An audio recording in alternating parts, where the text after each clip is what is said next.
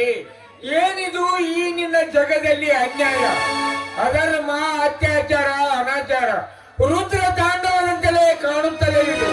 ನ್ಯಾಯ, ನೀತಿ, ಸತ್ಯ, ಧರ್ಮಕ್ಕೆ ಕೊಡ್ಲಿ ಏಟು ಹಾಕಿ ಅನ್ಯಾಯದ ಹಾಗೆಯೇ ತುಳಿಯುತ್ತ ಸುಳ್ಳನ್ನೇ ಎತ್ತಿ ಹಿಡಿದು ಸತ್ಯವನ್ನು ಕರ್ಮದ ಕಿಚ್ಚಿನಲ್ಲಿ ಸುಟ್ಟು ಮೋಸದ ಕೇಕೆ ಹಾಕಿ ನಗುತ್ತಾರೆ. ಹಣವಂತರು ನಮ್ಮಂತವರು ಸತ್ಯ ಧರ್ಮದಿಂದ ಒಳ್ಳೆಯವರಾಗಿ ಬಾಳು ಎಂದು ಹೇಳಿದರೆ ಆ ದುಷ್ಟಧನಿಕರ ದೃಷ್ಟಿಯಲ್ಲಿ ನನ್ನನ್ನು ಹುಚ್ಚನಾಗಿಯೇ ಕಾಣುತ್ತಾರೆ. ಕೂಡಲ ಸಂಗಮೇಶ್ವರದಲ್ಲಿ ಐಕ್ಯನಾದ ಶ್ರೀ ಜಗಜ್ಯೋತಿ ಬಸವೇಶ್ವರ ಯಾರನ್ನೇ ಹೊಗಳಲಿ, ಯಾರನ್ನೇ ತಗೊಳ್ಳಲಿ, ನಾನು ಮಾತ್ರ ಈ ಸುತ್ತು 40 ಹಳ್ಳಿಗಳಲ್ಲಿ ಸತ್ಯ ಧರ್ಮದಿಂದ ಪಂಚಾಯಿತಿ ಕಟ್ಟೆಯಲ್ಲಿ ನ್ಯಾಯವನ್ನೇ ಹೇಳುತ್ತೇನೆ ವಿನ ಸುಳ್ಳನ್ನು ಹೇಳಿ ಪಾಪಕ್ಕೆ ಗುರಿಯಾಗುವುದಿಲ್ಲ.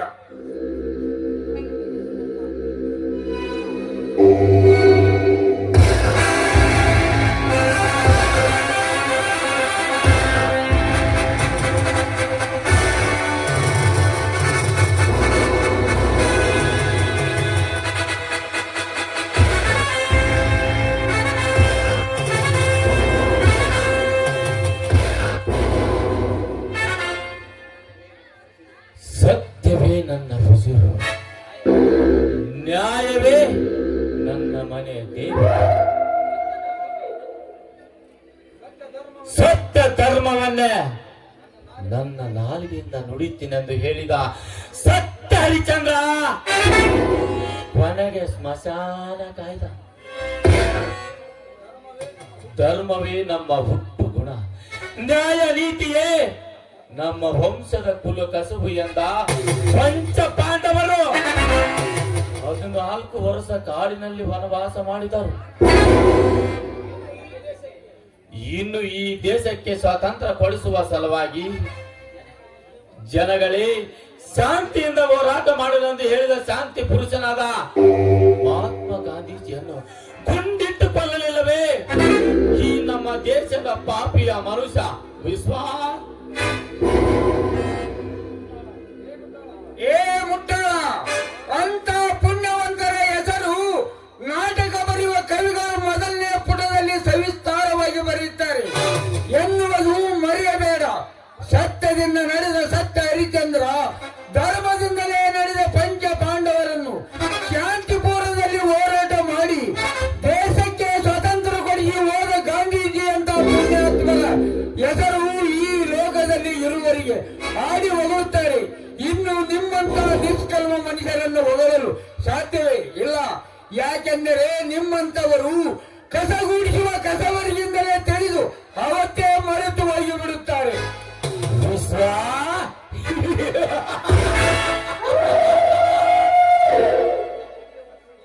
ನನ್ನನ್ನು ಕಸಬರಿಗಿಗೆ ಹೋಲಿಸಿದೀಯಾ? 108 ರಕ್ತಕ್ಕೆ ಹೊಟ್ಟಿದ ಚಾರಣೆಯ ಮಗನ.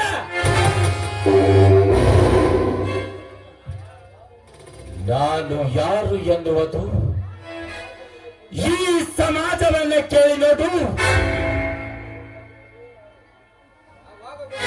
ಆವಾಗ ಗೊತ್ತಾಗುತ್ತದೆ ನಾನು ಎಂತವನು ಎನ್ನುವುದು. ನೀನೇನು ಈ ಬ್ರಹ್ಮಾಂಡವನ್ನೇ ಮಾಯಾ ರೂಪದಲ್ಲಿ ಕಾಪಾಡಿದ ಹರಿಹರ ಬ್ರಹ್ಮನೂ ಅಲ್ಲ. ಪಂಚ ಪಾಂಡವರ ಕಷ್ಟದ ಸುಳಿವಿನಲ್ಲಿ ಸಿಕ್ಕಾಗ ಪ್ರತ್ಯಕ್ಷ ಬಂದು ಕಾಪಾಡಿದ ಶ್ರೀಕೃಷ್ಣನೂ ಅಲ್ಲ.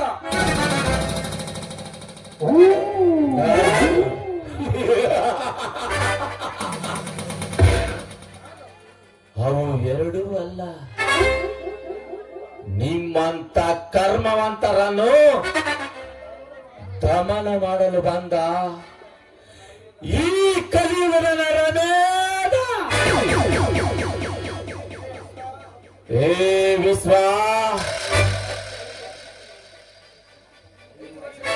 5 ವರ್ಷಗಳ ಹಿಂದೆ ಪಂಚಾಯತಿ ಕಟ್ಟಿಯ ಮೇಲೆ ನನ್ನ ಅಣ್ಣನ ವಿರುದ್ಧ ಧರ್ಮದಿಂದ ನ್ಯಾಯ ಹೇಳಿ ಅವನ ಪ್ರಾಣ ಬಲಿ ತೆಗೆದುಕೊಂಡಿಯಲ್ಲ, ಅದು ನಿನಗೆ ನೆನಪಿದೆಯ?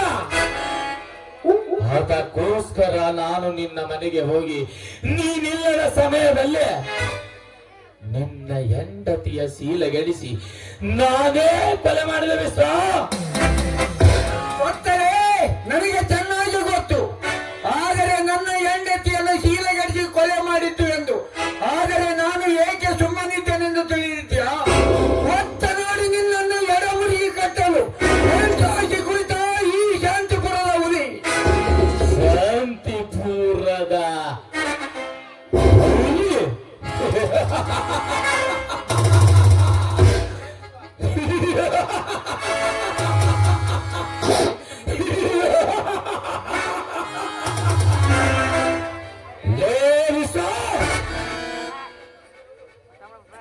ನಿನ್ನಂತ ಸಾಕೊತ್ತು ಇಲಿಗಳ ನನ್ನ ಮೈ ಮೇಲೆ ಏರಿ ಬಂದರು. ಅವರು ನನ್ನದೊಂದು ಕಿರಿಬಟ್ಟ ಅಳಿಗಾಡಿಸಲು ಸಾಧ್ಯವಿಲ್ಲ. ಅಂಥದರಲ್ಲಿ ನನ್ನನ್ನು ಹೊತ್ತು ನೋಡಿ ಎಡಮುರುಗಿ ಕತ್ತಿಯ ಬೆಪ್ಪನೆ ಬೆಪ್ಪ ನಾನಲ್ಲದೆ ಬೆಪ್ಪ ನೀನು ಬೆಪ್ಪ. ಇನ್ನು ಕೆಲವು ದಿನಗಳಲ್ಲಿ ನಿನ್ನ ದುರಹಂಕಾರದ ಸಾಮ್ರಾಜ್ಯಕ್ಕೆ ಇತಿಶ್ರೀ ಆಡುವ ಕಾಲ ಬಹಳ ದೂರ ಉಳಿದಿಲ್ಲ. ಎಚ್ಚರ. ಎಚ್ಚರ.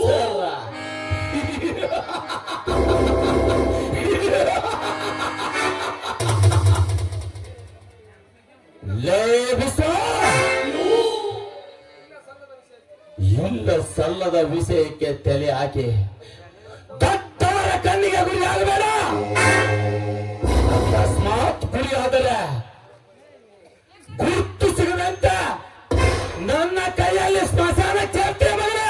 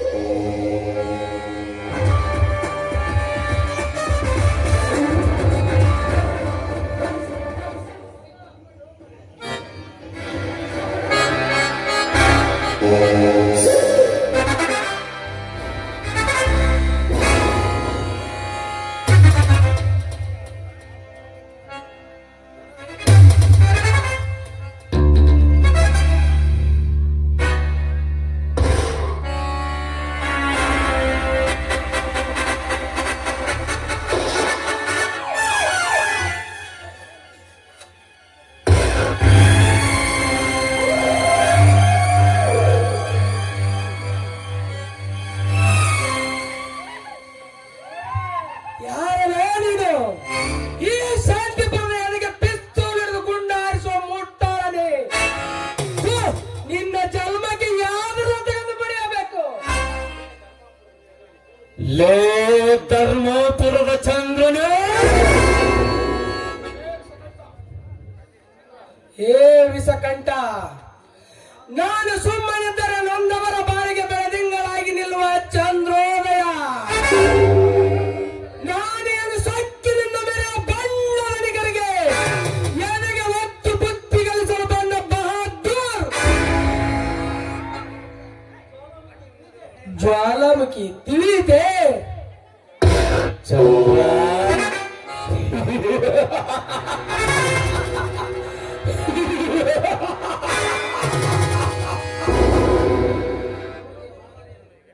ನೀನು ಚಂದ್ರೋದಯವಾದರೇನು ಸುಟ್ಟು ಭಸ್ಮ ಮಾಡು ಜ್ವಾಲಾಮುಖಿಯವರ.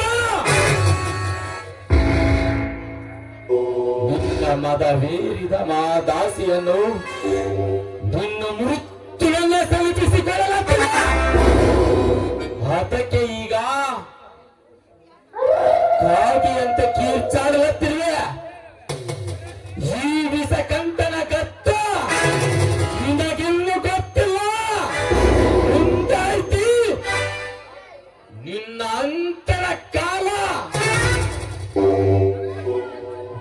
ನನಗೆ ಮುನ್ನೆಚ್ಚರಿಕ ಕೊಡುವ ಕಟಕ ಇಲ್ಲಿಯವರೆಗೂ ಹುಟ್ಟಿಲ್ಲ. ಈ ನನ್ನ ಜೀವನದ ಆಳದಲ್ಲಿ ಹೊತ್ತು ಬದುಕಿದ್ದು ಯಾಕೆ ಗೊತ್ತೇ?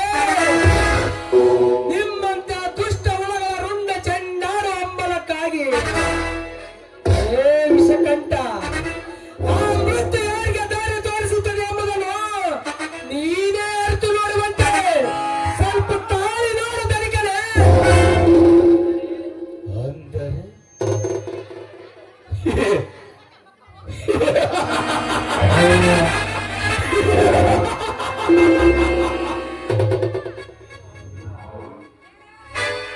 ನೀನು ಆ ವೀರ ಅಭಿಮಾನುವಂತೆ ನಾನು ರಚಿಸುವ ಚಕ್ರದಲ್ಲಿ ಸಿಲುಕಿಕೊಂಡ ಪ್ರಾಣ ತೆಗೆದುಕೊಳ್ಳಬೇಕೆಂದು ಅಂಬಲೈದೆ ಅಂದಾಗಾಯ್ತು. ಏ ವಿಶ್ವ,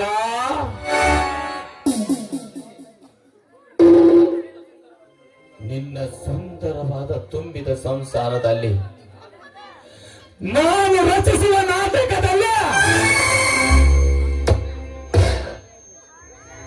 ಮೋಸದಿಂದ ಸಿಲುಕಿಸಿ ಯಾವ ಸಮಾಜ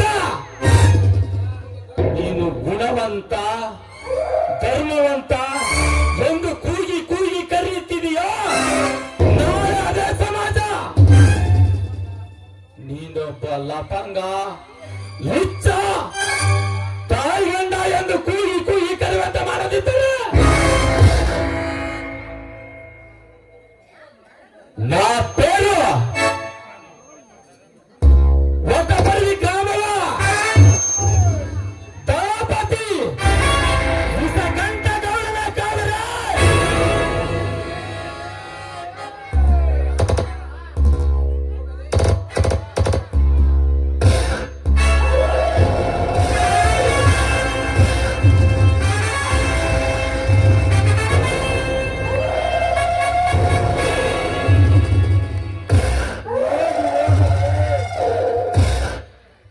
ಹೋಗಲೇ ಸ್ವತ್ತಿನ ಶ್ರೀಮಂತ ಕಾಡುಕೊಂಡವೆ. ಅಣ್ಣ, ನೀನೇಕೆ ಒಬ್ಬನೇ ಇಲ್ಲಿಗೆ ಬರಲು ಹೋಗಿದ್ದೆ? ತಮ್ಮ, ಸ್ವಲ್ಪ ಪಕ್ಕದ ಊರಿನಲ್ಲಿ ಕೆಲಸವಿತ್ತು. ಮರಳಿ ಊರಿಗೆ ಬರುವಾಗ ಈ ರಸ್ತೆಯಲ್ಲಿ ಈ ಕಾಡು ಕೋಣ ಬೇಕೆಂತಲೇ ನನ್ನ ಮೇಲೆ ಕಾಲು ಕೇಳಿಕೊಂಡು ಜಗಳಕ್ಕೆ ಬಂತು ಚಂದ್ರು.